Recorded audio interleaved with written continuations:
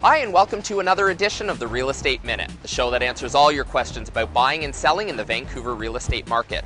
We're joining you today from Auni's Suterbrook development in downtown Port Moody to discuss a topic that's been plaguing the real estate market for the last 20 years, and that's leaky condos. The leaky condo phenomenon started really from construction in the early 90s with a pretty major code change.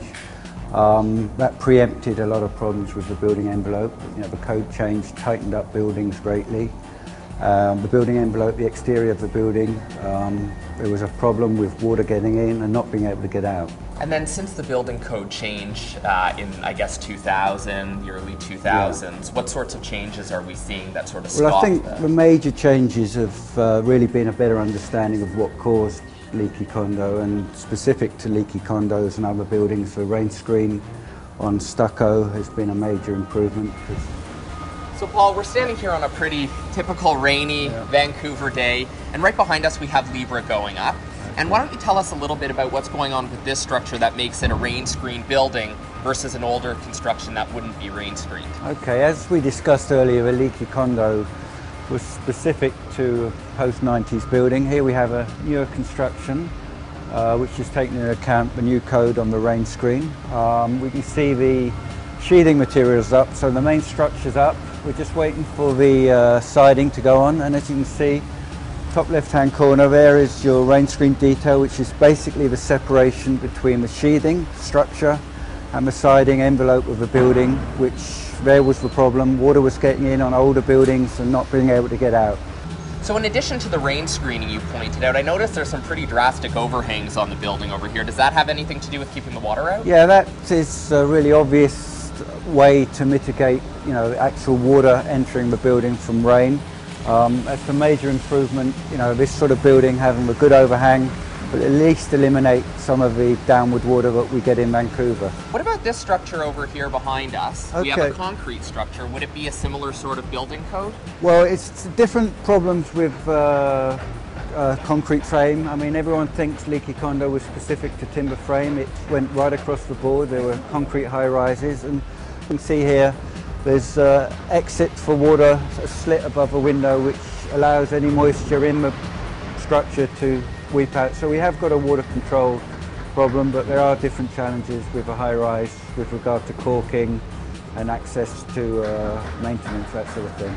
So Paul, when we were outside, we were talking a little bit about the weeping holes under the window allowing the water to get out. But another problem that the concrete high-rises were really having was an issue with the caulking in the windows themselves. So can you tell us a little bit about how that problem has been resolved? Right, yeah, I mean, with any building, moisture control from the outside in is paramount, and that's been problems, as we spoke earlier.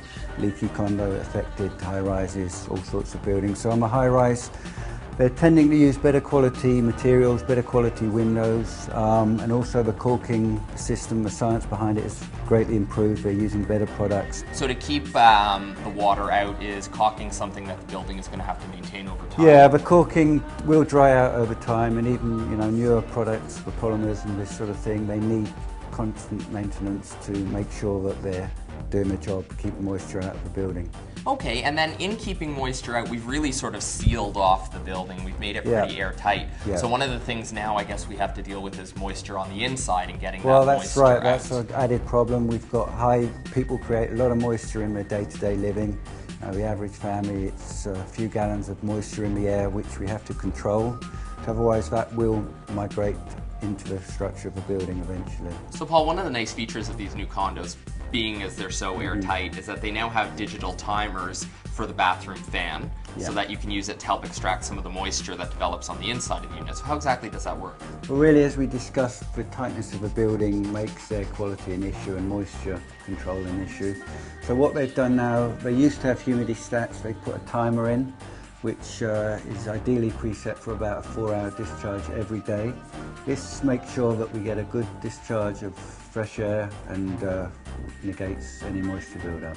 So while our episode today focused heavily on problems and how they've been resolved in the newer construction, many of you are going to be buying into older buildings and may want to know, how do you prevent buying into a building that has had a leaky condo issue? Well, here are some tips for you to remember whenever making a property purchase. 1.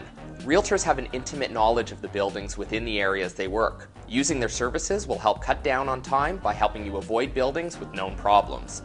2. All buildings built in the new millennium are built with rain screen technology. This drastically reduces the chance of water ingress. 3. Hire a home inspector to not only check the interior of the building, but the exterior as well.